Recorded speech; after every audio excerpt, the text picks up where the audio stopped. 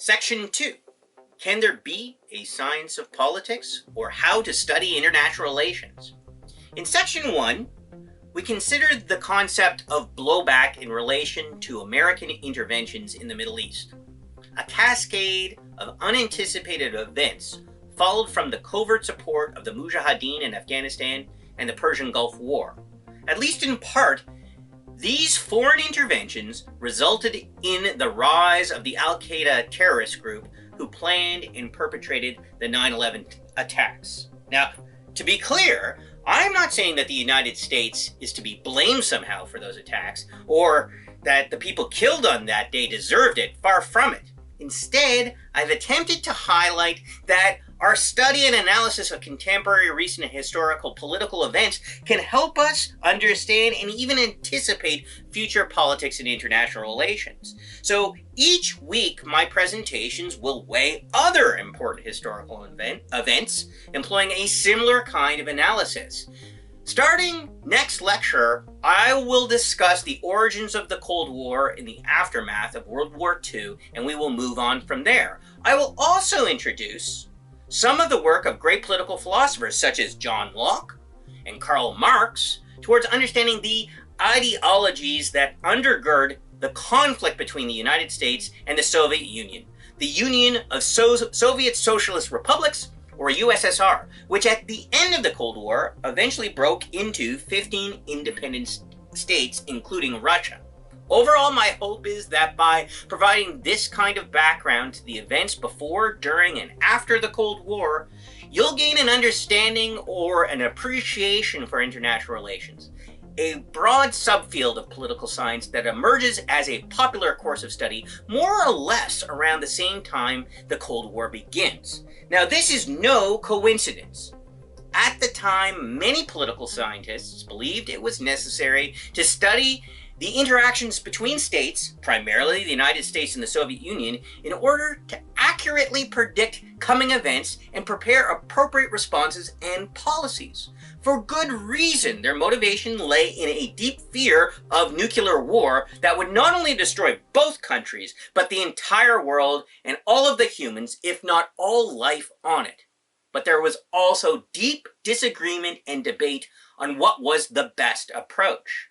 In the new field of international relations, one of the so-called great debates was between traditionalists who argued that the study and interpretation of historical events was key to gaining some understanding of and insight into the complications of politics, and the behavioralists who wanted to apply the same methods of the natural sciences to the study of politics.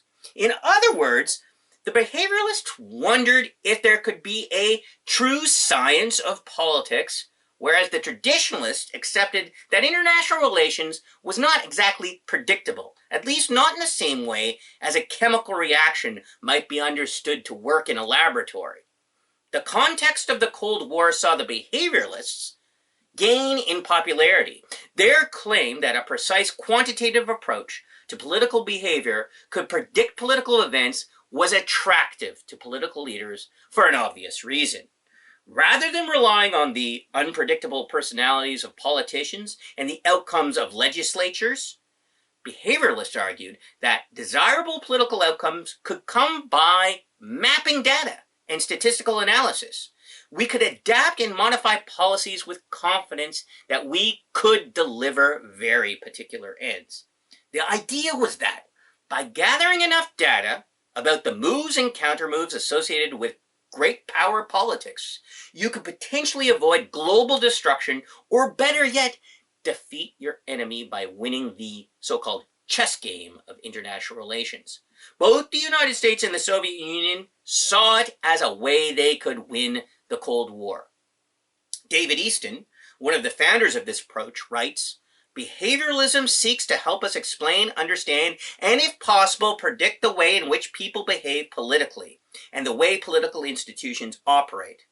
We see a derivation of this approach in today's efforts to predict the outcome of elections, quantifying the political behavior of voters on voting day. We can also associate game theory with this approach. Game theory is still fairly common in the field of economics, and sort of represents an attempt to predict things like consumer behavior. But our question is, can it be applied to politics? Here's a short video that provides a broad overview on how game theory might be applied to politics. So, if there is some predictable elements to decision making, even in the most complicated of situations, it may be possible to play out the most likely scenario of events, particularly the next move of your opponent or enemy. This is most famously expressed by the prisoner's dilemma scenario discussed in the video, which is said to predict the choices of two prisoners arrested as partners in the same crime. So here is one way the prisoner's dilemma might be applied to the Cold War in the context of the nuclear arms race. In this instance, the possibility of one side actually winning a nuclear war, the most beneficial choice according to game theory, diminishes with the capacity of each nation to launch a nuclear counterstrike. The risk of a successful first strike falls as the two nations design systems to ensure their weapons can survive being hit. Things like hardened ground-based missile silos, launches from nuclear submarines, etc. Because each side knows the other side will survive and retaliate, they can conclude that nobody can win such a war. The growing certainty of MAD, or mutually assured destruction, reduces the incentive for a first strike and restrains both nations to a mutual standoff scenario or a nuclear stalemate. As all of us are alive and well right now, game theory seemed to correctly predict the outcome of the Cold War. There would be no exchange of nuclear weapons between the two superpowers. Problematically, though, any diminishment of counterstrike capacity or any increase in first strike capacity could result in a dramatic change of this logic, leading us to war. New weapons technology can always change the outcome of the game. Really, the only way to avoid war is to reduce nuclear weapon stockpiles through things like negotiations and international treaties. We saw this with the agreements that came out of the Strategic Arms Limitation Talks, or SALT, in the 1960s and 70s.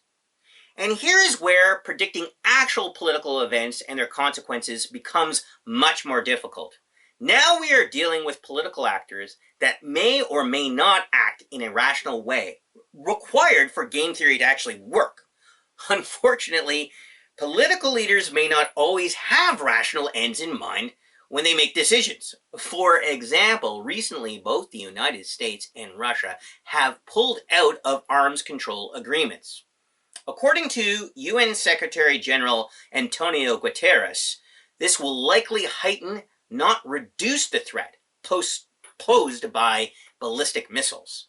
So while the idea that we can not only predict international relations, but then also control its future direction is attractive, in practice this approach has brought relatively limited success. Polling data predicting the outcome of elections, for example, is often but not always correct. Unfortunately, the behavioralists have pretty much failed to develop any kind of reliable model to forecast political behavior or political events. Most notable to our study is the fact that not a single behavioralist was able to predict the start, the playing out of, and the end of the Cold War. For me, it's fairly obvious why behavioralism failed. When you look at contemporary political actors like President Donald Trump, who, by the way, won the election against all statistical predictions, we can understand what a difficult job the behavioralists really have on their hands. Consider this passage from this article called "The Unconstrained Presidency" that highlights just how unpredictable and influential Trump has become since he took office. In the age of Donald Trump, it often feels as though one individual has the power to chart the United States course in the world all by himself. Trump made a series of unilateral decisions with enormous consequences. He walked away from the Trans-Pacific Partnership, the Paris Agreement on climate change, and the Iran nuclear deal. He imposed tariffs on Canada, China, Mexico, and the European Union. In June, he single-handedly upended the G7 summit by insulting Canadian Prime Minister Justin Trudeau and withdrawing the United States from the group's joint communique. There seems no way to rationally analyze, if not also predict, the direction and decisions of the United States government under his leadership. He is simply too erratic to fit into some sort of political equation. The central role of political judgment, or in Trump's case, the lack of political judgment, leads the great traditionalist scholar Isaiah Berlin to conclude instead, obviously what matters is to understand a particular situation in its full uniqueness, the particular men and events and dangers, the particular hopes and fears which are actively at work in a particular place at a particular time, in Paris in 1791, in Petrograd in 1917, in Budapest in 1956, in Prague in 1968, or in Moscow in 1991. And the similarly minded Hedley Bull decided to take an approach that, theorizing that derives from philosophy, history, and law, is a method that is particularly fruitful and important. So rather than a science of politics encouraged by behavioralism, we should instead embrace the more difficult approach of the traditionalists. Study the people and events that make up international relations with the hope of understanding and explaining, if not also anticipating, possible political outcomes in the future. For the most part, I will be employing this traditionalist or classical approach, this methodology, for our course this semester. However, there is an even older debate that further divides traditionalism, realism versus idealism. The international relations theory of idealism, sometimes also called liberalism or global internationalism, explains the world order as arising from broad values like democracy and human rights, as well as from international law and institutions such as the United Nations. The origins of this way of thinking can be found in the 18th century international philosophical movement often called the Enlightenment. Enlightenment thinkers, such as the 18th century German thinker Immanuel Kant, believe that all human beings are naturally or fundamentally equal, able to use their rational capacity to act in an equal manner.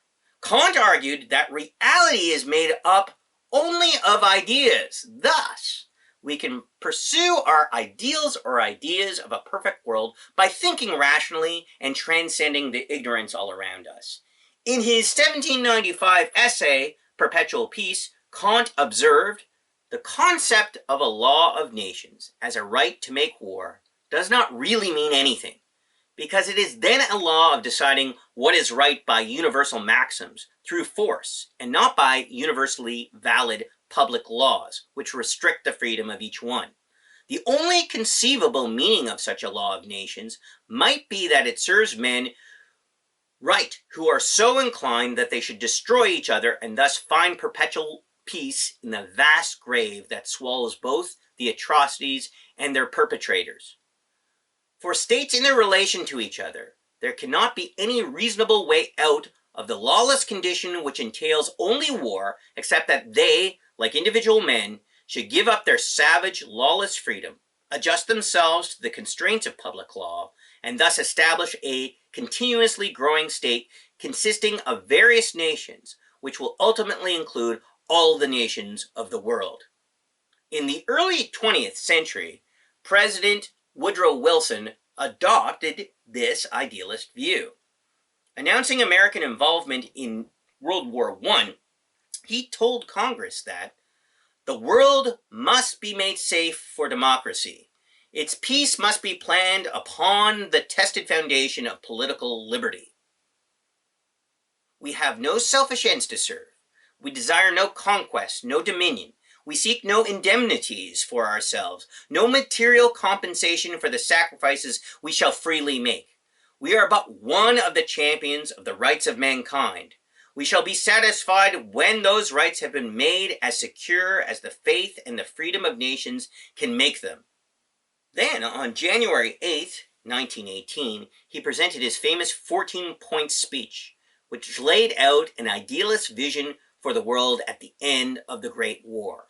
Point 14 of the 14 points is extremely significant. In it, he called for a general association of nations must be formed under specific covenants for the purpose of affording mutual guarantees of political independence and territorial integrity to great and small states alike. This led to the development of the League of Nations. The League was an international organization made up of individual member states, similar to today's United Nations. It promised collective security against aggressive states, infringing upon the territorial integrity of other states. But of course, as some of you may already know, the League of Nations failed to stop the start of World War II, and the United Nations, founded after that global conflict, a similar idealist institution, has not exactly brought about perpetual peace, as Kant may have envisioned it. War and violence seem to be constants. So, instead of idealism, then, the world may be better described by the theory of realism. For a realist, world order is the product of a stable distribution of power, or a balance of power among states competing to secure their own self-interests. A realist accepts that violence and conflict are part of human nature, and thus war is always possible and cannot be avoided, forever at least. There can be no perpetual peace. The origins of realism stem back thousands of years. Classical realist accounts include Thucydides' History of the Peloponnesian War, which chronicled a war between ancient Sparta and Athens in the 5th century BC. Writing of the powerful Athenian Empire's demands over a weaker island neighbor, Thucydides provides us a classical description of realist thinking. He writes, "The strong do what they can, and the weak suffer what they must." In other words, might makes right. Niccolò Machiavelli, a 16th century Italian political philosopher, is also often associated with realist politics. In his book, The Prince, he argued that individuals were solely concerned about acquiring and keeping power. In turn, once a political leader gains power, he must constantly be aware that everyone else, from his closest friend to his fellow leaders, will try to take it from him. He provides sage advice on the best way to avoid losing power once you get it. He writes, "It is better to be feared than loved if you cannot be both." This basic idea seems to explain much international relations. States with power will do everything they can do to keep it. Throughout history, powerful empires, kingdoms, and states did not succeed because their domestic subjects and external rivals loved them, but instead because they were feared. The 17th century thinker Thomas Hobbes makes more or less the same kind of argument, but further explains why realist thinking can actually bring some semblance of order and peace. In his book, The Leviathan, he argued that fear of a violent death was the fundamental motivation of all people, and that outside of the power of the state, there exists a life that is only solitary, poor, nasty, brutish, and short, and that without a common power to keep them in awe, people would be in constant war and conflict. In other words, the only way to avoid this miserable situation is to gather together into political communities or civil societies under the leadership of a sovereign or supreme authority. This leadership, whatever form it ends up taking, will protect all of us from violence in return for our obedience to rules and laws. So, now having introduced two of the international relations great debates, I will ask you your next question assignment. Which theory better describes international relations? Idealism or realism, and why?